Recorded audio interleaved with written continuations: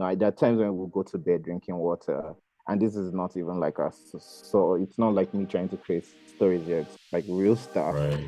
So no matter how rich or powerful someone is, there's still more that they're trying to achieve. Right. And if you go with the approach of being vulnerable in the sense that, like, for you to actually lead your family and lead other people, I think there's a level of vulnerability that.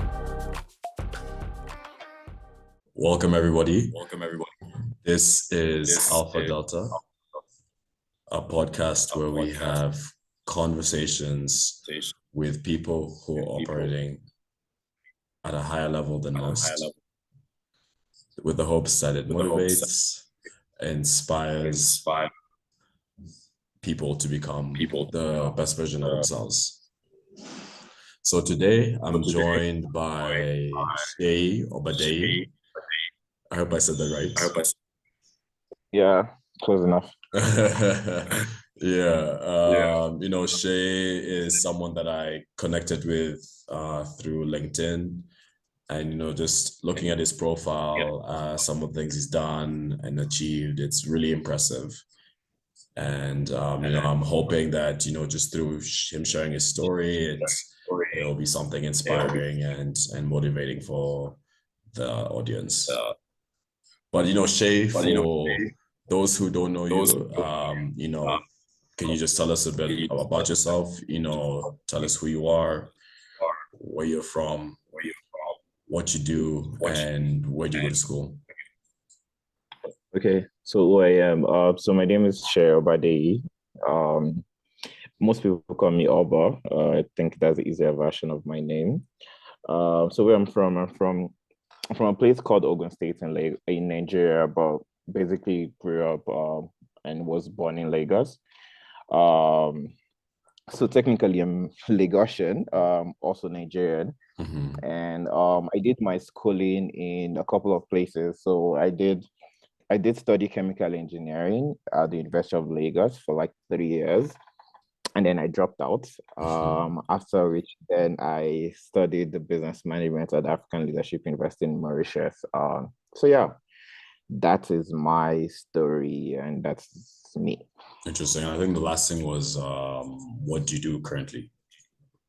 What do I do currently? Oh, so currently I serve as strategic partnership manager at Equity Bank, but also double on the subsidiary for the Fintech company called Fintech. So basically, I work focusing on the 6 markets for the group on the bank side, and then I'm looking at the Fintech side, which is the Fintech subsidiary for the bank. Nice. Awesome. All right, Shay, or Oba in this case. The first question I have for you is, what are you passionate about and why? I think so. First of all, very good question. So for me, my passion is really circled around helping others. I think for the most part of my life, I've always been big on how can I support other people. Actually started a social enterprise in relation to that back in 2012.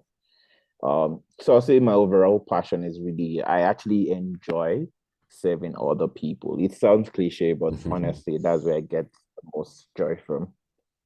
Right. I mean, it's not cliche at all, it's something that I'm also very, very passionate about as well. Just being impactful, being able to help people. Hence this podcast and hence all the many things I do. Awesome. But my next question for you is, taking a step back, what was your childhood like? Can you just give us an idea of what it was like growing up for you? What you spend your time doing? What was high school like for you? Just give us that whole experience. Okay, awesome. So my childhood is quite exciting. Exciting in the sense that it was a lot of work. So I grew up in a family where none of my parents actually finished high school. Oh, interesting. So basically, so in the context of Kenya, my dad was a matatu driver, and my mom was a stay-at-home mom, and then my dad further moved on to be what you guys call askaris now. So my dad basically used to like, I remember back in the day, like we used to go Yeah. get Sorry, fuel let at me the police station. just to help the audience a bit. For those who are not familiar Okay. with Kenyan terminologies, I don't. yeah, a matatu driver is basically a bus driver, or van, minivan, public transport driver, and an askari is a security guard. Awesome. Yeah, Yeah. those ones. Thank you very much. So yeah, my dad was both he had double doing that. My mom definitely did trade here and there. Very entrepreneurial, if I must add. But also she stayed at home. She definitely instilled most of my discipline. But the academic side was from my dad. So growing up, my dad was really big on us studying. I think if there's one thing I would always thank my childhood for and my parents for is the fact that they actually made sure that we got the best education regardless. So for the most part of my life, I actually never went to public school, even though my parents were doing what they were doing. All the schools I went to were private schools, and there'll be times when my name will be called for not paying school fees and all of that. But the idea was you still have to get a private school education, largely because my dad felt like, you know, we needed attention in terms of just having to understand what we've been taught in school. So yeah, my childhood was that way.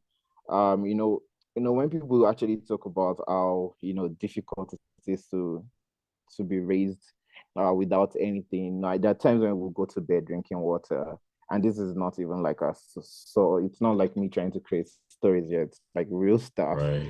Uh, and you just know because luckily for me, most of my cousins or my uncles actually are doing very well. So I had an idea of what worth and knowledge and education looks like.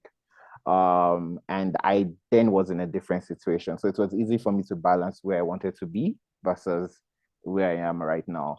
And it was easy for my parents to also use those guys as examples for us as well. So moving forward into high school, I I went to a high school called Mayflower. For guys who are Nigerian, they probably know it. It's like a very popular school. It's started by a guy called Taiso Shularin, which was like one of those guys who fought for Nigerian independence for in a certain way though. And then I ran away from that school. I think I'm a perpetual dropout for the most part because I ran away from that school because they used to feed us beans and bread every day, morning, afternoon, evening. And I was like, nah, I'm not having this, even though I felt like I've seen worse, but eating beans every day was just crazy. So I ran out of school. My father actually saw me on the road, and then he decided to like, okay, this guy, if you say this is not what you want, then we have to get you something better. Um, so I left that school. But like in Nigeria, I don't know if you know the Nigerian system, but like Nigerian system is a system of you actually have to choose either you're a science student, arts or commercial student. So my parents or my father would usually be like, okay, you're the engineer in the house. And then my brother used to be like the doctor, then my sister used to be like the lawyer. So he had a way of setting his kids up for a process of getting us out of what seemed to be poverty at the time.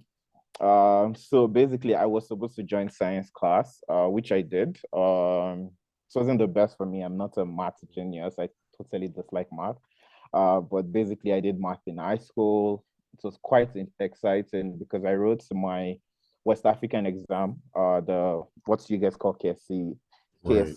in Kenya. I wrote WAEC twice, and my math was nonsense, but chemistry was something I was really good at.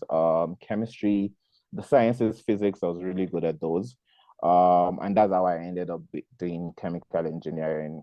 Little did I know chemical engineering is not just chemistry, but for the mathematics. Right. Yeah.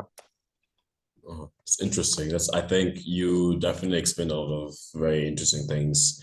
One thing I got from it is like, just from your experience growing up, just the importance of having, role models in your life, for your experience, looking at your uncles and your cousins and seeing what, the value of education can lead you, what like being successful in a way looks like that sort of gave you like a good inspiration point, to sort of work towards something.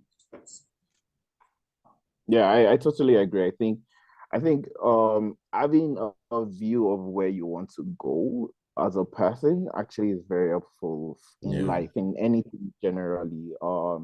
Because it's more or less like creating a picture of what you want to draw and then start exactly. painting basically. So I think having that picture, but also knowing what it's meant to be in the situation where Mm, you don't have anything. I think it's a good mix. A difficult one, but a good one in the yeah, long run for those who are actually just interested in being gritty. I think it's something that you would really find important. yeah, yeah. I agree with you 100%. In fact, I'd even add even further that just the beauty of having those role models is that it shows you what is possible. It shows you that you're not defined by your current reality. That like whatever you're experiencing right now it doesn't have to be like that. There are other people Yeah, for sure. experiencing things, yeah, different things. 100%. 100%.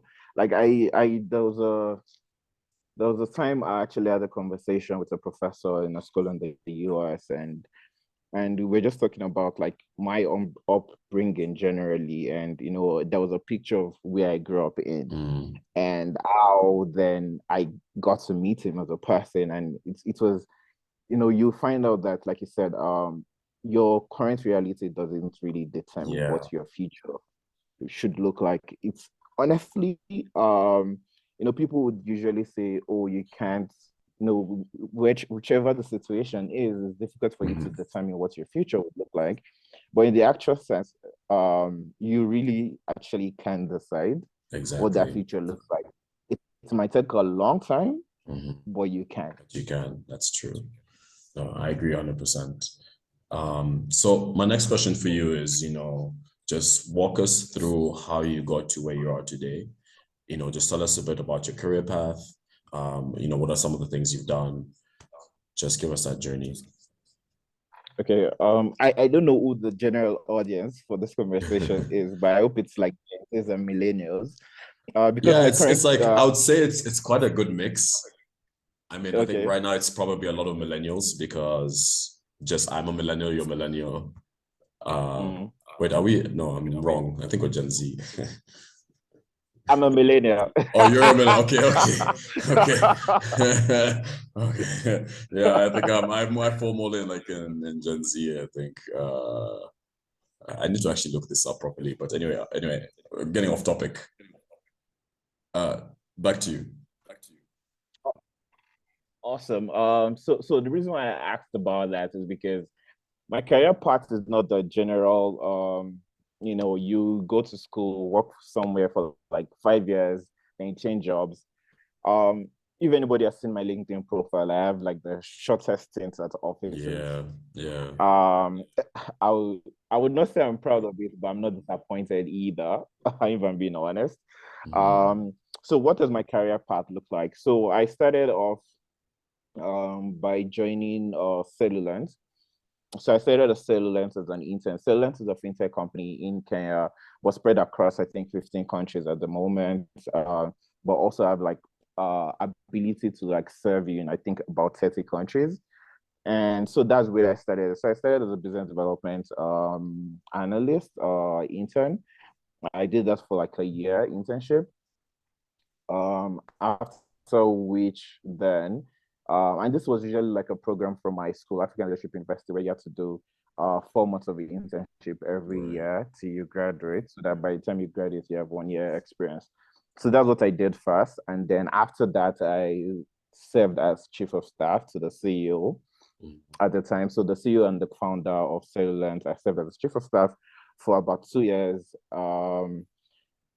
Very exciting times. Actually, I think one of the things I learned recently about career is, and this is open to translation or for Right. people to pick, is that it's kind of nice to choose going into like a growing or a scaling up company where you actually have a lot of responsibilities versus you going to like an already made organization where you actually start from the really bottom. Because my understanding and the reason why I've said that is because when you go to an organization where it's just growing, there's a lot going for them, and you actually have like a role where you actually have real responsibilities, it is easier for you to then jump into these existing firms because now you have tangible skills as compared to your peers who might not have gotten so much responsibilities in these bigger firms. And I think that's something that really helped my career as a Right. person.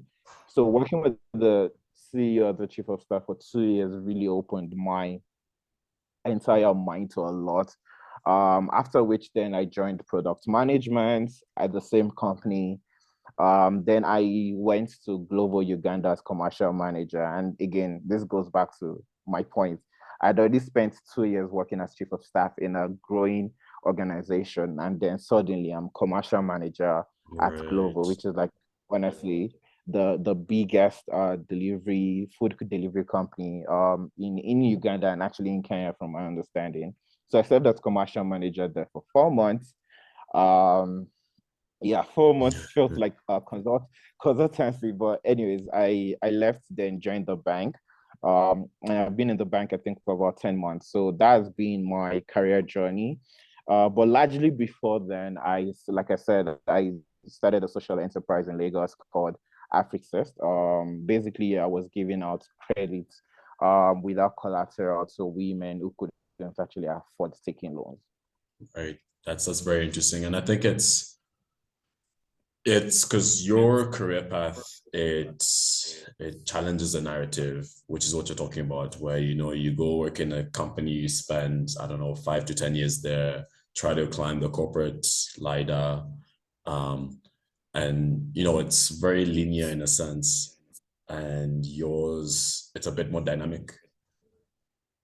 Um, and it's interesting because it gives you a whole different perspective on what a possible path could look like, in terms of just pursuing a career. And it doesn't have to be always related. It doesn't have to be always in the same field. You went from a commercial manager to, like, you've done social enterprise. you you've done all these different key areas that have really shaped your career in a sense. So my next question for you is, what has been one pivotal moment in your life that has shaped your career? And the follow-up question is, what has been the greatest achievement in your career so far? Okay. Pivotal moment that shaped my career. I would say there are two of them. Okay. Um, so the first one is quitting chemical engineering. What would I say that has shaped my career? I think I would easily have ended up being a chemical engineer, but a very unhappy one. Mm-hmm. And I think in whatever you do, there's a fact that you want to make your parents proud. There's a fact that want to make yourself proud. But one big thing I would always say is like your happiness and your mental state is like Right. very important Mm-hmm. for whatever you decide to do. And if you're looking at it and you can tell yourself clearly that this is not going to make me happy, I would say you should quit when you can. Um, so I personally quit 3 years into the program and I had to start school back at 22. And I'll say for me, that was very pivotal because it shifted my life from engineering to business. Right. However, because engineering has a lot of process management, I was able to take all of that learning from process management and how to build processes into myself as a business person. And that was really helpful for me doing my internship and doing my role as a chief of staff to the CEO. So I'll say that's a number one pivotal moment. I'll say my second pivotal moment was deciding to leave my first job.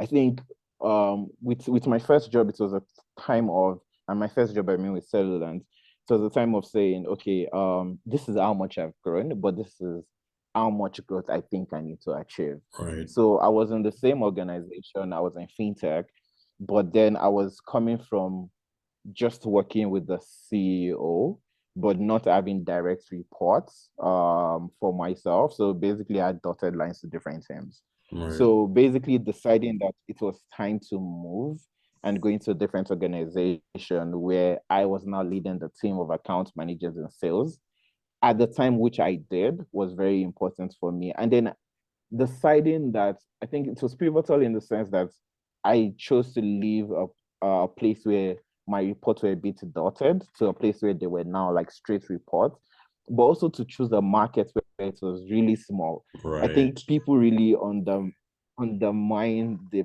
power of learning that comes with going to a market that is small that you don't understand Mhm. and actually building something out of it. Right.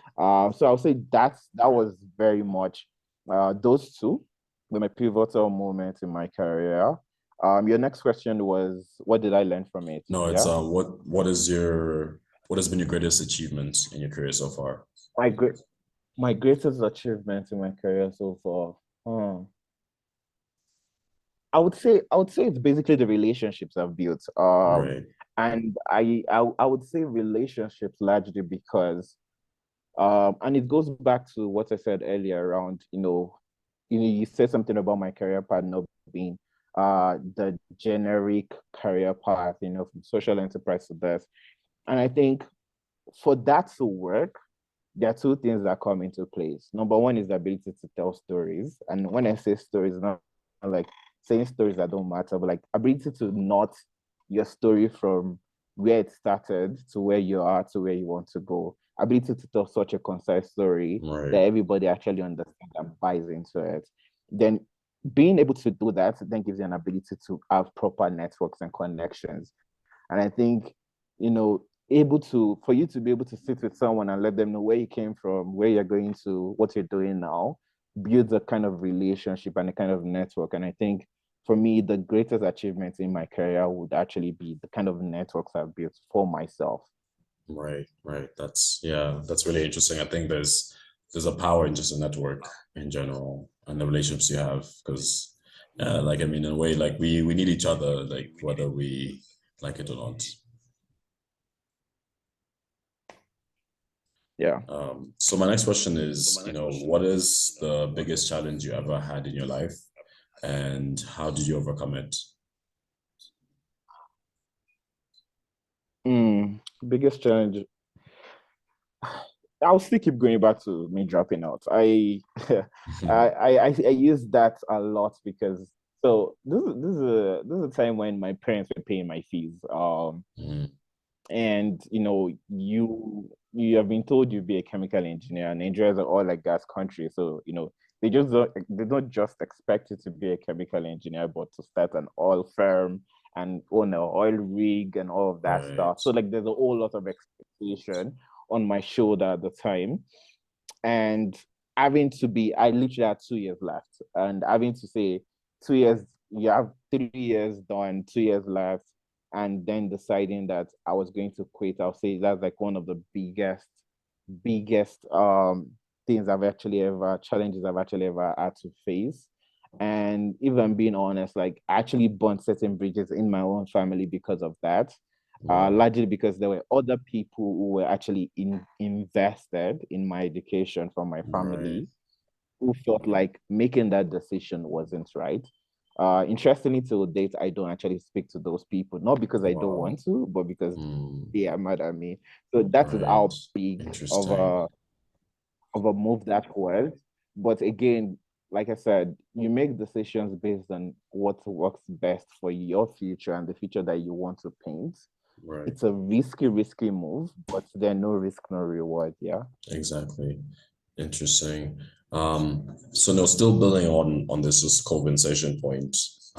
My next question for you is, what advice would you give someone who is trying to do the same things as you? Okay. So I'll say number one is and I think something about my career overall is I've always given out free stuff. Mm, What do I mean by that? I find someone who I want to be like, who I think I can learn from, and then I just give. So I right. used to, and what do I mean by this? So I used to ask people, like people I actually mentor right now, tell them, how do you actually approach a mentor? Most people tell them, you tell me that, oh, I find this person I like. I tell them that I like what they're doing. Can they mentor me? Mm, Now, my follow-up question to that is usually, how many people do you think tell them this every day? it's true. How many of these requests do you think they get? Mm, And I would tell them that the approach I use is to tell them, oh, I've seen what you're doing. I've read up on this, this, and this. I think this can be done better this way. I would like to like sit down with you to run some of these ideas I have with you around how you can build your business or build yourself, whatever this person is building. And honestly, I've gotten serious relationships just from yeah. that. And Yeah. these are things I never asked them to pay for. But I remember back in school, there was somebody who I told, I would help them clean up their data set because that was what they used to focus on. I never knew how to use Excel at the time, but I was like, okay, I would learn it, and I would do it. So they gave me a timeline. I did the work. It was messy, but guess what? What was important to this person was the fact that somebody actually came to say, "I want to help you." Yeah. There's this lyrics from Burna Boy which says Dangote still they find money, which basically is Dangote is still looking for money. So no matter how rich or powerful someone is, there's still more that they're trying to achieve. Right. And if you go with the approach of how can I actually add value to this person, Yeah. Yeah. obviously try to make sure that you're not being used, which is also a bit more calculative, Yeah. but focus on adding value. I think for me, that's like one of the groundbreaking things I've ever done in my life. Mm, One thing I usually tell people generally is as much as I've had all these roles, most of them were based on recommendation. mm, All the roles in my life were all based on recommendation. So right. it comes from a place of giving. What have you Yeah. given to yourself? Absolutely. Yeah, and I can relate to all of that because even with my own mentors, um, the approach has been very, very similar. It's like, not be my mentor, not take, but what can I give? How can I help? And then fundamentally, it's just understanding that, it's a relationship, right?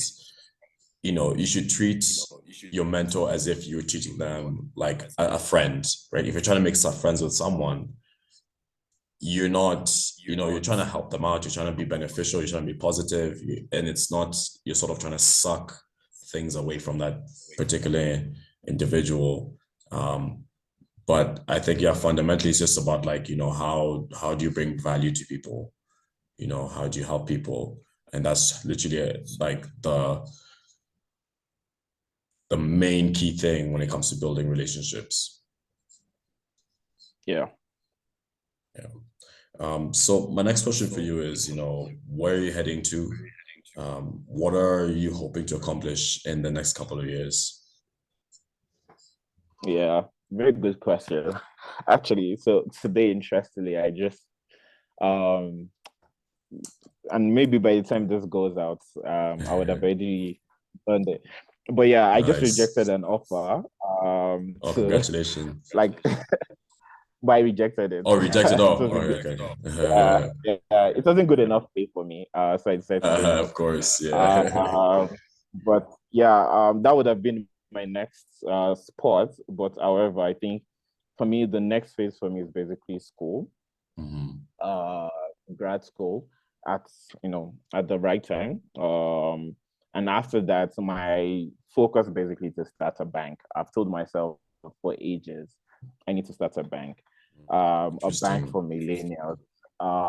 And I've always asked the question of, there's so much, and I come from a place of like I understand Kenya more than I understand Nigeria. And Hmm. I used to ask myself, there's so many lending apps out here in Kenya and spending companies. So people will allow you to spend your money or borrow money. But I've not really seen an uptake in savings. And just the general thing that comes from saving to mortgage and all of those things, whatever creates a bank. And having worked in a bank or having to be working in a bank right now, I see a lot of what can be done differently. And I think for me, in the right time, the decision is going to be to start a bank. And for me, there's no fear in starting that because I usually tell myself, if there was fear, I don't think all these other banks that exist out here in Kenya or even the fintechs would have started anything because they would have looked at it like, oh, look at all these big players, Right. there's nothing that we can actually offer differently. So I'm coming from a place of whichever time I start, there'll still be something broken. Knowing what Right. the economy looks like and what situation of life looks like generally, things would always, you get to a place where you get so big and then you can't really serve everyone. And then, you pick up and, you dismantle the different angles of a bank. And for me, that would be like the future for me. When that is, I'm not sure, but hopefully soon. Yeah, hopefully soon indeed. That's very, very neat. Yeah. A bank for millennials, right? Yeah. It's, yeah, very cool. Very cool. All right. So, the next phase of questions are a bit more personal. And the first question I have for you is, do you practice self-improvement? And if you do, what do you do? Self-improvement. I would say yes to an extent, not consciously though. I don't wake up to self-improve. So I think for me, there are times when I take walks a lot. So whenever I'm taking a walk, my mind usually that's the time when my mind decides that to work on the things I'm not good at. So that is my reflection period, which I literally do every day. So I would say that is how I practice self-improvement. Take a walk, reflect on what exactly has gone on today, what I need to improve on, Right, or reflect on what has happened in the week and what I need to improve on. So I'll say that's how I practice mine. right, right. Makes sense. Interesting. The next question I have for you is, what is one area of your life you feel you could improve on? Saving. Saving. It's funny, we were just talking about saving. To be honest, it's so right there because I feel like I keep saying this. I feel like even when you like put your money in money markets and all of that, like you don't understand finance still because it's Right. somebody else playing with your money Playing with for your you. money, exactly. So basically, I think I need to get myself to a place where I understand financial management properly. That's the one Right. thing for me that Yeah. I need to work on. Yeah, I think the one piece of advice I can actually give you with that, and something that's helped me and something I practice on a daily basis, I got it from this book, Rich Dad Poor Dad by Robert Kiyosaki. And the concept is, pay yourself first, right? Whenever you get any money at all, instead of paying your bills, instead of paying your rent, paying all these things, right? You want to take a certain portion of the money and put it aside and never touch it because that's for you, right? And the percentage can range, typically they say, you want to start at like 10%, and then over time, depending on how comfortable you get, you want to raise it. And the purpose of that savings is to invest. You're not saving just so it sits in a bank and depreciates, devalues over time because of inflation and whatnot. But you want to be investing in assets that increase in value over time. So hopefully maybe Yeah. that can help to some degree. I think that's very good advice. But then I would also say that I think for me and maybe people out there, I don't know, the issue is not actually the setting money aside. The issue is the Mm-hmm. discipline of living that money aside. Oh, no, I hear you. I hear you. I hear you. Yeah, Yeah, yeah. so I would say if I find a solution for that, I'm taking it. Yeah. Yeah, I mean, or Yeah, even me just reflecting on my own experiences, like, there are moments where you dip into your savings and deep down inside, like, this is not okay. You should not be doing this. And it's usually for yeah, hair or like something like fun. You know what I mean? Yeah, like look, hey, but NFK on a Thursday. Oh God, that's good plan. Yeah, literally And the then next you go day. to But in that moment, you're NFK. like, you know what? I just have to do it. Like, because in Yeah, that moment, and I honestly, okay, when I think about it now, like if you're doing that every single month, then it's a problem. But if it's like, I don't know, once every 3 or 4 months or something, then that's a bit sustainable because at least you know you'll have in the next 3 to 4 months, you'll recoup that money that you've dipped into. But yeah. finding that balance is a challenge. In fact, I did the test with someone recently. I told them to download the M-Pesa app Yeah. and then check their spends. And then you find somebody with 3 million Kenyan shillings, and you start asking yourself, Like where did what? that money come from?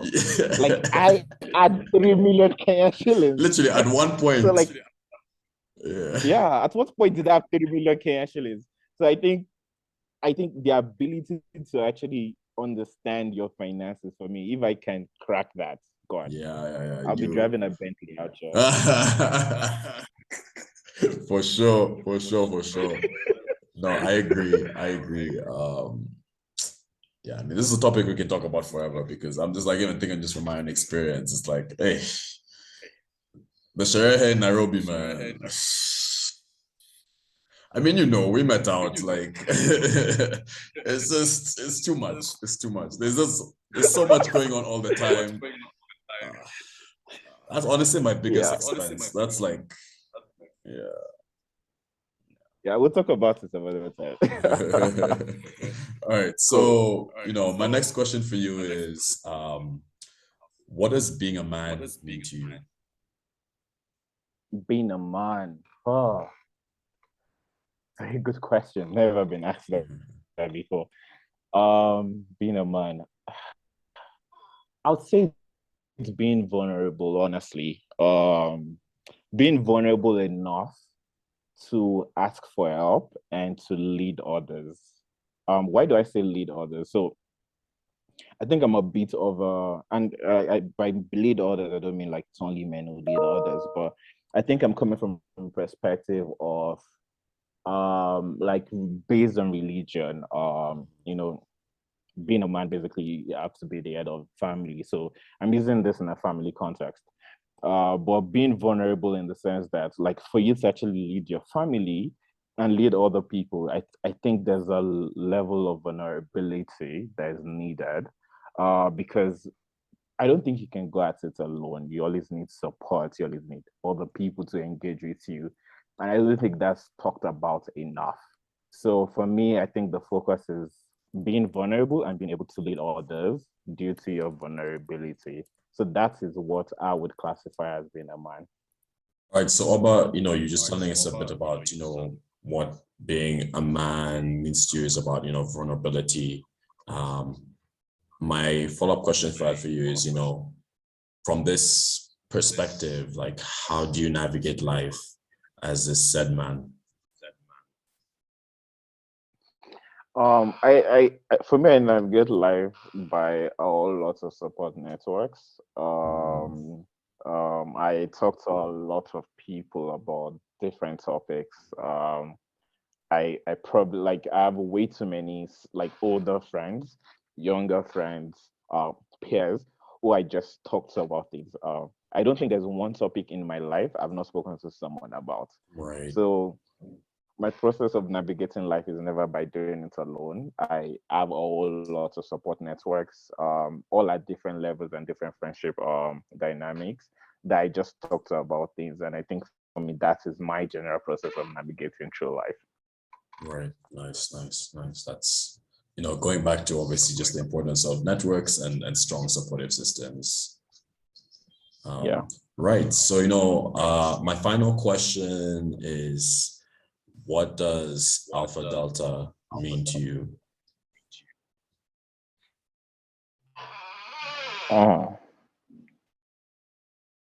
AlphaDelta. Yeah. Mm. It's the name of the podcast. Yeah.